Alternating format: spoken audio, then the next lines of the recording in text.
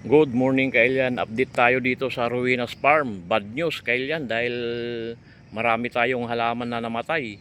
Ang papaya yata umabot ata ng 10, yung tatlo namumunga na, napapakinabangan na natin. Kaso lang, mamaya papakita ko yung balat nila Kailian. Ayan oh. Tapos ito pa Kailian oh. Ayan oh, namamatay na rin yung ibang kon natin. Kalabasa. Ayan oh. Grabe. Kasi dalawang bagyong magkasunod na ako si Luis, tapos sunod si Mamay, tapos habagat. Almost 2 weeks na nag-uulan. Ganito sana kailan no? Buhay na buhay ng papaya, di kagaya ng ganito oh. Ayan oh. Ayaw nila yung masyadong mababad sa tubig, kaya gumawa na tayo ng kanal oh. Ayan. Ayan kailan update dito sa Ruinas Farm. Ayan, makulimlim na naman. Pati ito kailan yung parda natin oh, nadadaanan ng tubig kaya yan oh. Namatay yung iba. Ayan kailan oh. Lupay-pay na yung kon natin papaya, sana makasurvive. Ito pa oh. Oh. Grabe. Oh, na makulimlim na naman, ayaw nila yung masyadong na-expose sa ulan. Buti patong lang ka kailan oh. Oh, ang ganda ng arangkada. Umaambon na naman kailan. Nako.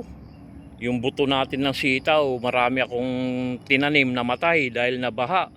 Tapos marami rin hindi na ibilad sa araw. Yun, nabulok. Nagkaroon ng amag. Ayan kailan ang Ruinas Farm oh. Ayan ang update. Ayan. Ibang sitaw namamatay. Meron ding yung patulan natin, di ba natin napapakinabangan. Ayan oh. Kita mo naman kailan pag hindi na makasurvive dahil nalalanta na. Ayan oh. Pakita rin natin yung alaga natin itik mamaya, namatay yung tatlo dahil yung sisiw pala na itik dahil ayaw nila yung nalamigan yun sa sobrang ulan ng ulan. Ito kailan no? Oh. Wala na yan, matutsugi na yan. Ito kailan yung papaya na malaki na o yung may mga bunga na oh, napapakinabangan na natin. Pero ito kailan ang sign niya nabubulok na, oh. Wala na oh, ayan na oh. Oh. Parang naagnas na siya. Tatlo yan kailan, ayan oh. Tapos meron pa dong isa doon. Oh. Ayan. Wala tayong magagawa, kalikasan eh. Mabuti ito yung pato natin kailan dahil matatag sila, dahil malalaki oh. Ayan oh. Meron tayong namatay na 3 sisiw dahil hindi nakayanan sa sobrang lamig. Ulan ng ulan, almost 2 weeks na nag-uulan na. Ayan oh. Ito kailan kalabasa natin oh. Sana makasurvive din ito. Ayaw ng halaman yung mga masyadong nag-uulan. Tapos meron pa tayong punla rito na ayan oh, mga katuday. Yung iba namatay na. Ayan oh.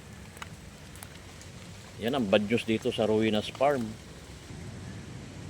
Ayan kailan mga sitaw oh. Tapos yung mga patula, kabatiti, hindi pa na natin napapakinabangan ng husto. Tapos yan, namamatay sila oh. Tapos ito naman sitaw, tinanggalan ko ng pakalatkat. Ayan na kailan oh, ginawa ko na lang panggatong. Ayan oh.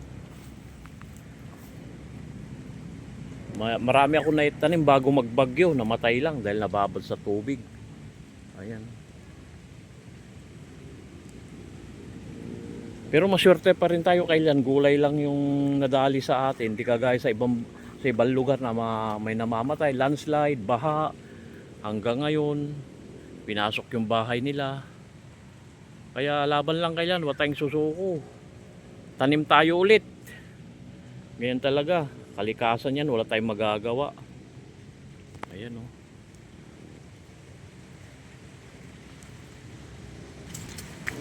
May pambawi naman tayo kailan ito.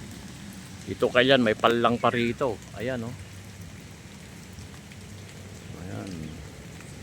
Sayang, iniisip ko pa naman sana meron tayong may bigay sa payukpok. Kaso lang, wala. Kahit pang ulam, pahirapan dahil nabagyo. Tanim natin. Babawi tayo sa susunod kailyam. Huwag tayo mawalan. Laban lang. Tanim tayo ulit. Ganyan talaga. Wala tayong magagawa. Gandito na lang kailan. Pati ano ba yun, katuday natin kailan, medyo nadali. Salamat sa panonood. Bad news dito sa Ruinas Farm. Ingat tayong lahat. I love you all.